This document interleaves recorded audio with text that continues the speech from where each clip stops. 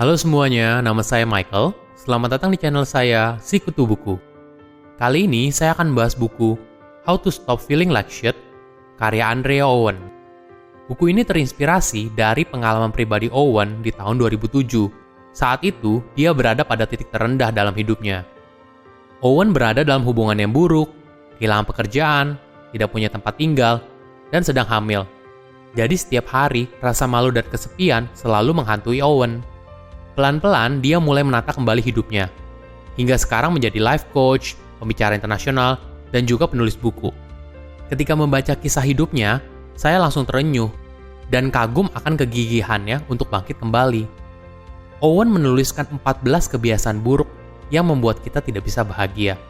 Dari 14 itu, saya akan memilih 3 hal yang paling banyak saya temui dalam kehidupan sehari-hari. Yang pertama, self-kritik negatif. Ini pasti sering banget kita temuin.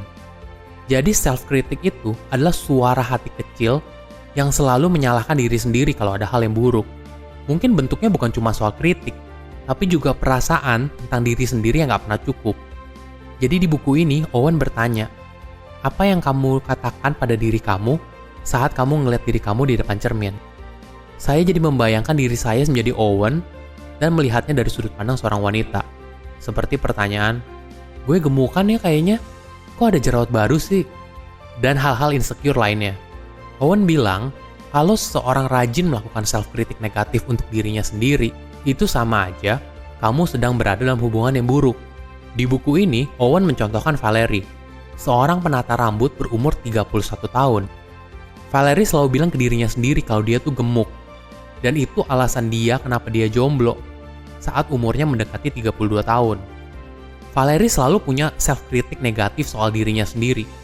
Dan ketika ada orang yang muji dia, Valerie berpikir bahwa orang itu cuma menghibur aja dan gak mengatakan yang sebenarnya. Yang kedua, membandingkan diri sendiri dengan orang lain. Kebiasaan buruk ini menurut saya diperparah dengan munculnya media sosial. Di zaman sekarang di mana media sosial itu adalah ajang pamer, ini merupakan trigger buat banyak orang.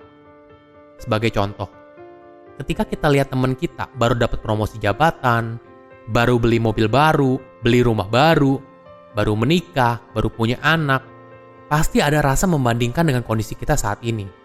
Kita merasa bahwa hidup mereka tuh sempurna banget. Padahal kenyataannya nggak seperti itu. Karena hidup itu nggak seindah feeds Instagram. Ketiga, people pleaser dan approval seeker. Sadar nggak sih kalau kita tuh sering buat berusaha nyenengin orang lain? Contohnya kayak kita selalu bilang iya, padahal sebenarnya kita lagi ngerasa enggak. Kita nggak bisa bilang enggak karena takut ngecewain. Mungkin bukan cuma berusaha nyenengin orang lain, mungkin kita juga berusaha untuk mencari validasi dari orang lain. Simpelnya gini, validasi itu perasaan ingin diakui atau dipuji oleh orang lain. Ini adalah langkah yang fatal. Kenapa? Karena kita menaruh kebahagiaan kita ke orang lain. Apa yang orang lain pikirin tentang kamu, itu adalah tanggung jawab mereka, dan bukan tanggung jawab kamu. Saat kamu sadar soal ini, kamu akan merasa bebas dan damai. Hal yang menghambat diri untuk bisa bahagia adalah diri kita sendiri. Ketika kita berdamai dengan diri kita sendiri dan penuh kasih sayang, saat itulah kita akan siap untuk bahagia. Silahkan komen di kolom komentar pelajaran apa yang kalian dapat ketika baca buku ini. Selain itu, komen juga mau buku apa lagi yang saya review di video berikutnya. Saya undur diri, jangan lupa subscribe channel YouTube Sikutu Buku untuk versi animasinya. Bye-bye!